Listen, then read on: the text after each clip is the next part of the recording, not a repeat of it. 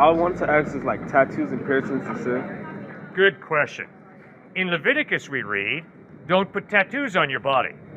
Isn't that the Old Testament? Exactly, it's Leviticus. Now the question is, see, what you always got to do when you interpret, you got to put it in context.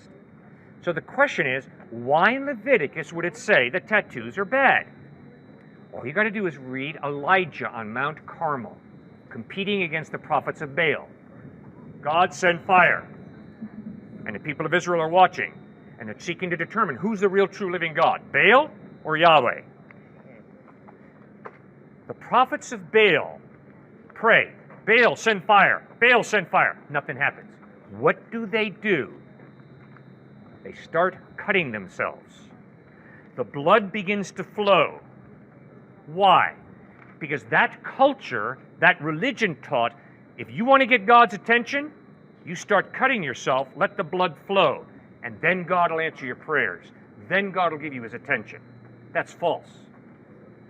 And so very clearly in Leviticus, God is calling the Hebrew people to be different from all the cultures around them. And one example is tattoos, marking your body, cutting yourself. So I would argue that because that was for that culture and time, there is nothing wrong with tattoos, biblically. Similarly, in Leviticus it says, you are not to wear clothing made of different cloth. Now, why would they do something like that? I mean, what's the point? Well, the point is that in that day, there was polytheism, many gods, belief in many gods. And they would mix the gods. And what God is trying to do in the book of Leviticus for the Jews is tell them there's one God, not many. And so you're not going to mix everything together. And so therefore he says you only wear clothing of one cloth. But the second point is this. The priests did wear clothing of different cloth, linen and wool, and that's because they were priests, and they were set aside. Now, I don't know which one's the accurate explanation of why God says don't wear clothing with mixed cloth in it, okay? But you see, the point is, when you got something difficult in the Bible, and there are many difficult things in the Bible, you don't just say contradiction, big problem. Instead, you learn to study the context, the culture. So what's the point of the author? But didn't it say, don't mark your body with like something of death? Right?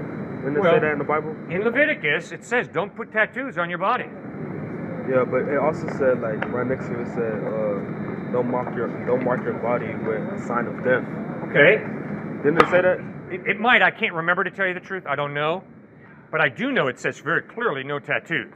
And so you're right, sir. A lot of guys come up to me and say, Cliff, does the Bible say we're not allowed to get tattoos? And I say, no. You've got to understand the context. And the context is the Canaanite religions, to get God's attention, you not only tattooed, you cut yourself. And you let the blood flow, and that's the way you're going to convince God that you're really sincere. You're really genuine.